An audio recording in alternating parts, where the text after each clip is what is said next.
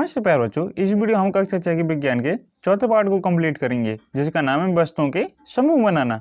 इस पूरे चैप्टर में हम यही जानेंगे कि किस प्रकार वस्तुओं को अलग अलग समूहों में वर्गीकृत कर सकते हैं। एक जैसी वस्तुओं के समूह को क्या कहेंगे, उनमें कोई विशेष गुणधर्म हो तो क्या कहेंगे। तो देखिए, वस्तुओं के समूह बनाना। हमारे चारों ओर की वस्तुएं एक अथवा एक से अधिक पदार्थों से बनी होती हैं। यानी हम जितनी वस्तुएं देखते हैं वो या तो एक पदार्थ से बनी होंगी या एक से अधिक पदार्थों से बनी होंगी। ये पदार्थ कांच, धातुएं, प्लास्टिक, लकड़ी, रुई, कागज, पंख तथा मृदा हो सकते हैं। यानी जो हमारे आसपास की वस्तुएं हैं जो एक या एक से अधिक पदार्थों से बनी है, ये पदार्थ क्या हो सकते हैं। देखो, या तो कांच हो सकते हैं, या धातुएं, या प्लास्टिक, या लकड़ी, या रुई, या कागज, या पंख, या मृदा। तो ये वस्तुएं या तो कांच की बनी होंगी, या धातुओं की, या प्लास्टिक की, या लकड़ी की। इसी प्रकार कागज की या मिट्टी की। तो ये वस्तुएं एक या एक से अधिक पदार्थों से बनी है। तो कोई भी वस्तु एक पदार्थ से बनी हो सकती है या एक से अधिक पदार्थों से, और वो पदार्थ या तो कांच हो सकता है, या धातु, या प्लास्टिक, या लकड़ी, या अन्य कोई पदार्थ हो सकता है। देखो, कोई वस्तु है या तो एक पदार्थ से बनी होगी या एक से अधिक पदार्थों से, और एक ही पदार्थ से अनेक वस्तुएं भी बनाई जा सकती हैं। देखिए, कोई वस्तु एक ही पदार्थ से बनी होती है, जैसे आपने लोहे के सामान देखेंगे, उनमें पूरा क्या होता है, लोहा, तो वह लोहे से बनी है, एक ही पदार्थ है। कोई वस्तु कई पदार्थों से बनी होती है, जैसे आपने सोने चांदी का आभूषण देखेंगे। जो सोने का आभूषण होते हैं उनमें सोना तो होता ही है, साथ में उनमें चांदी या तांबा भी होता है। तो कोई वस्तु कई पदार्थों से बनी हो सकती है, या कोई वस्तु एक ही पदार्थ से बनी होती है। एक ही पदार्थ के उपयोग से कई वस्तुएं बनाई जा सकती हैं। अब एक ही पदार्थ से भी कई वस्तुएं बनाई जा सकती हैं, जैसे आपने लोहे के अनेक सामान देखेंगे। लोहे के उपयोग से हम विभिन्न तरह के सामान बनाते हैं, अनेक उपकरण बनाते हैं, औजार बनाते हैं, मशीनें बनाते हैं। तो लोहा क्या है, एक वस्तु या एक पदार्थ है, तो इससे अनेक प्रकार की वस्तुएं बनाई जा सकती हैं। तो अभी तक हमने यही जाना है, जो हमारे आसपास की वस्तुएं या तो वो एक पदार्थ से बनी होंगी या एक से अधिक पदार्थों से, और एक ही पदार्थ से अनेक वस्तुएं बनाई जा सकती हैं। और वो पदार्थ कौन कौन से हैं, या तो कांच, धातुएं, प्लास्टिक, लकड़ी, रुई, कागज या मिट्टी। अब हम इन वस्तुओं के समूह बनाएंगे, इनके अलग अलग गुणधर्मों के आधार पर इन्हें बांटेंगे। तो देखिए, अब देखिए, कुछ गुणधर्मों के आधार पर पदार्थों को दो वर्गों में बांटा है, एक धातु और अधातु में। जैसे कुछ गुणधर्म जैसे कठोरता, चमक और धातुविक गुणधर्म, इनके बारे में अच्छे से उच्च कक्षा में जानेंगे। आप संक्षेप में देखिए, धातु। धातु क्या होती हैं, ऐसे पदार्थ जो कठोर होते हैं तथा जिनमें चमक होती है, धातु कहलाते हैं। यानी ऐसे पदार्थ जिनमें कठोरता होती है, जो बहुत कठोर होते हैं, और जिनमें चमक होती है, यानी ये चमकीले होते हैं, तो ऐसे पदार्थ क्या कहलाते हैं, धातु।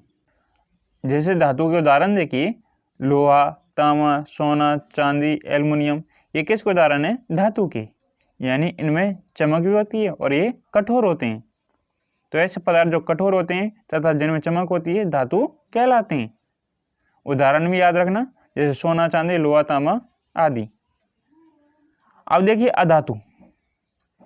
अधातु किसे कहेंगे, ये धातुओं के विपरीत होंगे, यानी जो धातुओं में गुणधर्म वो अधातुओं में नहीं होंगे।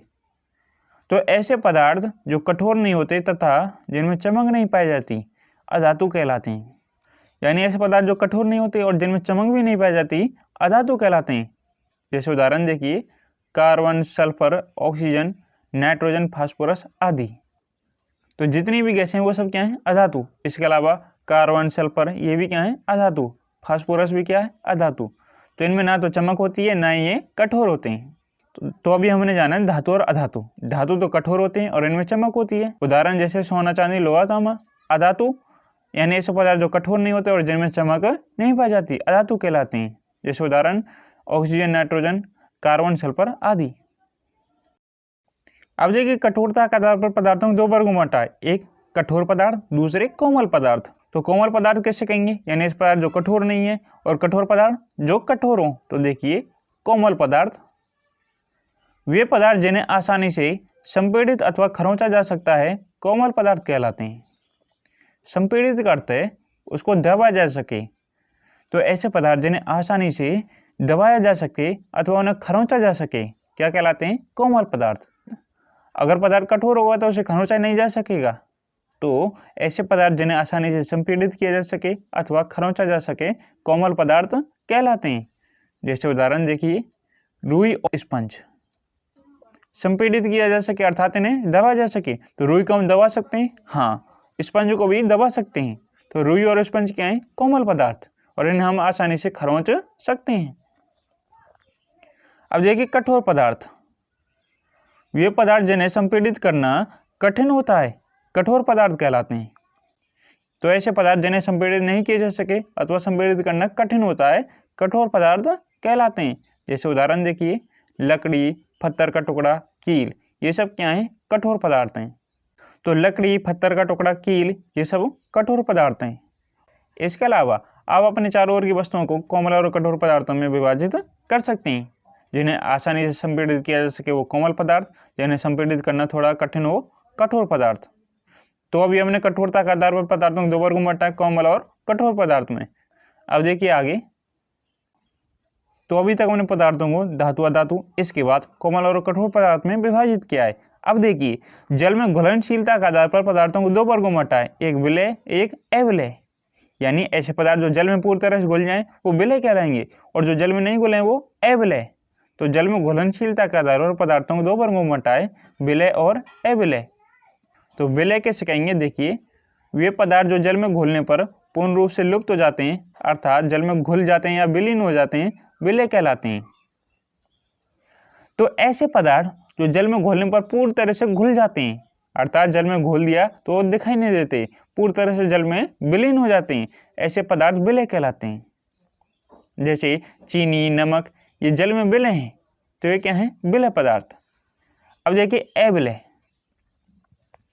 जो घुल जाए वो विलय, जो नहीं घुले वो अविलय। तो अविलय कैसे कहेंगे? वे पदार्थ जो जल के साथ मिश्रित नहीं होते हैं, अर्थात जल में नहीं घुलते हैं, जल में अविलय कहलाते हैं।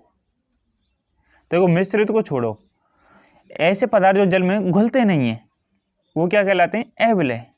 तो ऐसे पदार्थ जो जल में घुलते नहीं है, पूरी तरह से लुप्त नहीं होते, अविलय कहलाते हैं। जैसे नमक व चीनी जल में विलय हैं, जबकि बालू व लकड़ी का बुरादा जल में अविलय है।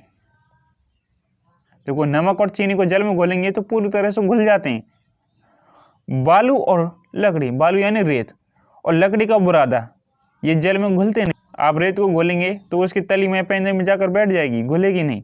और लकड़ी का बुरादा ये भी पैंदे में जाकर बैठ जाएगा, ये पूरी तरह से नहीं घुलेंगे, तो ये क्या है? अविलय। तो ऐसे पदार्थ जो जल में पूरी तरह से घुल जाएं वो विलय कहलाएंगे, जो पूरी तरह से घुले नहीं अविलय कहलाएंगे। तो जल में घुलनशीलता के आधार पर पदार्थों को दो वर्गों में बांटा है, एक विलय और एक अविलय में। अब देखिए, पदार्थों को उनका आर पार देखने के आधार पर तीन वर्गों में बांटा है, एक पारदर्शी, एक अपारदर्शी, एक पारभासी। जिनका आर पार देखा जा सके वो पारदर्शी कहलाएंगे, जिनका आर पार नहीं देखा जा सके वो अपारदर्शी, और जिनका आर पार देखा तो जा सके लेकिन साफ नहीं, वो पारभासी कहलाएंगे। तो देखिए, पारदर्शी, नाम से पता चल रहा, पार यानी उसके आर पार, दर्शी यानी देखा जा सके, तो ऐसे पदार्थ जिनके आर पार देखा जा सके पारदर्शी कहलाते हैं।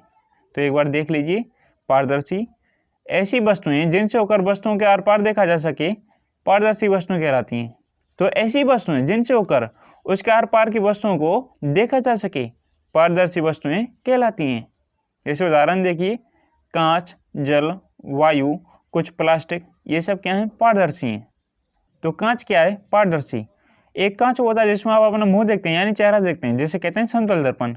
उसमें पीछे पॉलिश की हुई होती है जिसके कारण उसके आर पार नहीं देखा जा सकता।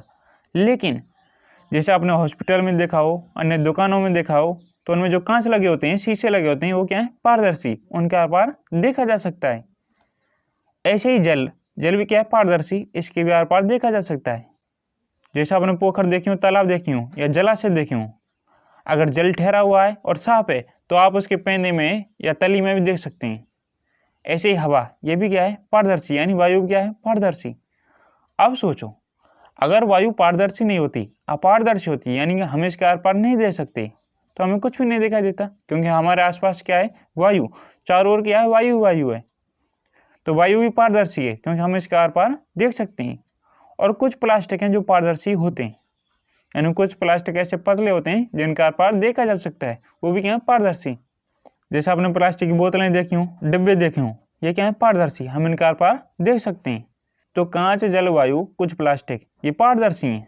तो पारदर्शी कैसे कहेंगे? तो ऐसी वस्तुएं जिनका आर पार देखा जा सके पारदर्शी कहलाती हैं।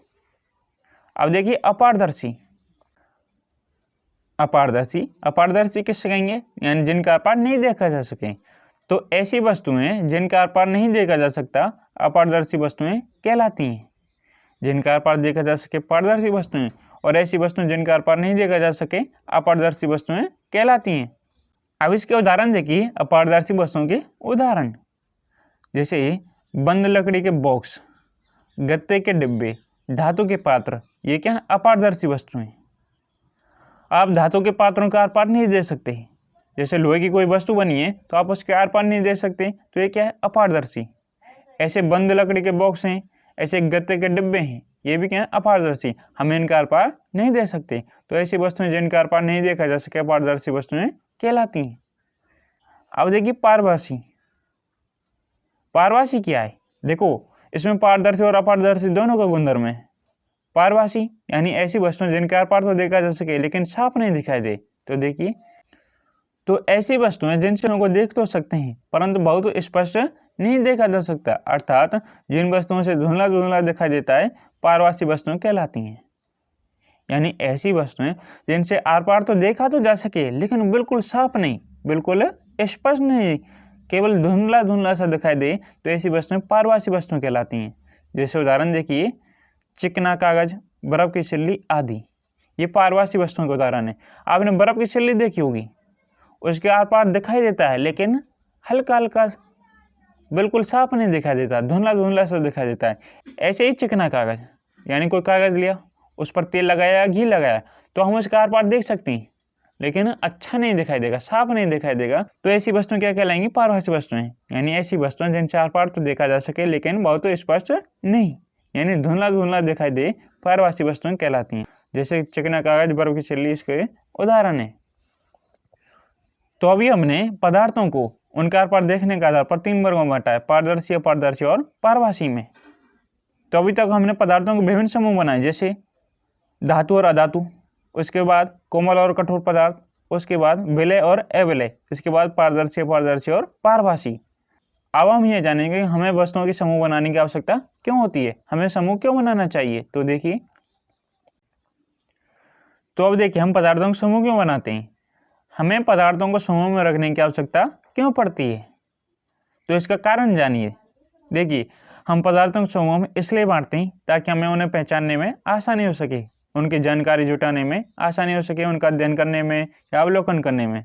यानी एक ही वस्तु को देखें तो हमें अन्य वस्तुओं का भी पता लग जाए कि ये इस गुणधर्म की हैं या इस प्रकार की हैं, इसलिए हम वस्तुओं को समूह में बांटते हैं। तो देखिए, दैनिक जीवन में हम प्राय पदार्थों को समूहन अपनी सुविधा के लिए करते हैं। तो जो भी हम पदार्थों को समूह बनाते हैं वो किस लिए बनाते हैं, जिससे हमें सुविधा हो सके।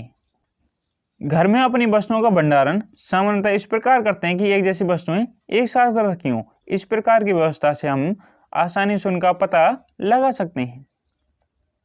यानी घर में हम अपनी वस्तुओं का भंडारण कैसे करेंगे, एक जैसी वस्तुएं एक तरफ रखी हों और एक वस्तु को देखकर ही अन्य वस्तुओं का पता लगा जा सके कि एक वस्तु ऐसी है तो अन्य वस्तुएं भी ऐसी होंगी। जैसे बर्तनों को एक तरफ रखेंगे, खाने की चीज़ों को एक तरफ, इसी प्रकार अन्य प्रकार की चीज़ों को अलग जगह रखेंगे। यही कारण है कि पंसारी प्राय सभी प्रकार के बिस्कुटों को अपनी दुकान के कोने में रखता है, सभी साबुनों को अन्य स्थान पर, जबकि अन्यथा दालों का भंडारण किसी अन्य स्थान पर करता है। देखो, जैसे घर में हम अपनी एक वस्तु को एक जगह रखते हैं, दूसरे प्रकार वस्तुओं को दूसरी जगह, इसी प्रकार पंसारी यानी दुकानदार, यानी ऐसी दुकान जिसमें सभी प्रकार का सामान मिलता हो। तो यही कारण है कि पंसारी सभी प्रकार के बिस्कुटों को अपनी दुकान के एक कोने में रखेगा, एक कोने में नहीं, एक स्थान में रखेगा, और उन सभी बिस्कुटों में भी एक तरह के बिस्कुटों को एक जगह रखेगा, दूसरी तरह के बिस्कुटों को दूसरी जगह। इसी प्रकार सभी साबुनों को अन्य स्थान पर रखेगा और उनमें भी एक कंपनी के साबुनों को एक तरफ, दूसरी कंपनी के एक तरफ, और उनमें भी कीमत का आधार पर कि ये ज़्यादा कीमत का तो एक तरफ, कम कीमत का तो एक तरफ। इसी प्रकार अनाज तथा दालों का भंडारण करते हैं। अनाज में भी एक प्रकार का अनाज एक जगह, दूसरी तरह का अनाज दूसरी जगह। इसी प्रकार दालें भी बहुत तरह की होती हैं, तो दालों का भंडारण एक जगह रखेगा, लेकिन एक जैसी दालों में एक जैसी दालें रखेंगे। इसलिए हमें वस्तुओं के समूह बनाने की आवश्यकता होती है, जिससे हमें पहचानने में आसानी हो सके, उनकी जानकारी जुटाने में आसानी हो सके कि एक वस्तु ऐसी है तो अन्य वस्तुएं भी ऐसी होंगी। इस प्रकार के समूहन के लाभप्रद होने का एक दूसरा कारण यह है कि पदार्थों को इस प्रकार समूह में बांटकर उनके गुणों का अध्ययन तथा इन गुणों में से किन्हीं भी पैटर्नों का अवलोकन करना सुविधाजनक बन जाता है। ये थोड़े से शब्द हमने अच्छे लिए हैं, इनको समझने का प्रयास कीजिए। तो वस्तुओं को समूह बांटने का दूसरा लाभ यह है कि पदार्थों को जब हम समूह बांटते हैं तो उनके गुणों का अध्ययन आसानी से किया जा सकता है। एक वस्तु के गुण के बारे में जाना तो हम अन्य वस्तुओं के गुणों को भी जान सकते हैं। जैसे साबुनों को एक जगह रखा तो हमें पता चल गया इसमें साबुन है, तो हमें पता चल गया ये जैसे नहाने का साबुन है तो इनमें अन्य साबुन भी कैसे होंगे, नहाने के होंगे। इसी प्रकार जैसे ये दाल हैं तो हमें पता चल गया इसमें दालें हैं तो अन्य भी क्या होंगी, दालें। इसी प्रकार चावलों को, इसी प्रकार अन्य सामानों को रखते हैं। तो वस्तुओं को समूह में रखने का अन्य लाभ यह है कि वस्तुओं को समूह में रखने से उनके गुणों का अध्ययन आसानी से किया जा सकता है। तो किसी समूह की एक वस्तु के बारे में जानने से हम उस समूह की अन्य वस्तुओं के बारे में भी आसानी से जान सकते हैं। तो यही कारण है कि हम पदार्थों को समूह बांटते हैं, जिसके कारण हमें सुविधा हो सके, उन्हें पहचानने में आसानी हो सके। तो अभी तक हमने जाना कि जो वस्तुएं हैं वो कितने पदार्थों से बनी होती हैं, या तो एक पदार्थ से या एक से अधिक पदार्थों से, और इसके साथ जाना एक ही पदार्थ से अनेक वस्तुएं बनाई जा सकती हैं। इसके अलावा हमने पदार्थों के विभिन्न समूह बनाए, जैसे धातु और अधातु, कोमल और कठोर पदार्थ, जल में घुलनशीलता के आधार पर विलय और अविलय, देखने के आधार पर पारदर्शी, अपारदर्शी और पारभासी। इसके बाद हमने जाना कि हम पदार्थों के समूह क्यों बनाते हैं। तो इसी के साथ ही आपका कक्षा 6 के विज्ञान का चौथा पार्ट कंप्लीट होता है। इससे पहले हम अध्याय 2 और अध्याय 3 की वीडियो बना चुके हैं, उन्हें भी देखें। अगर आपको अभी कोई डाउट प्रॉब्लम हो तो कमेंट करें। आपको किस टॉपिक पर वीडियो चाहिए वो आप कमेंट करके बता सकते हैं। तो बच्चों मिलते हैं किसी और चैप्टर वीडियो में। जय हिंद, जय भारत।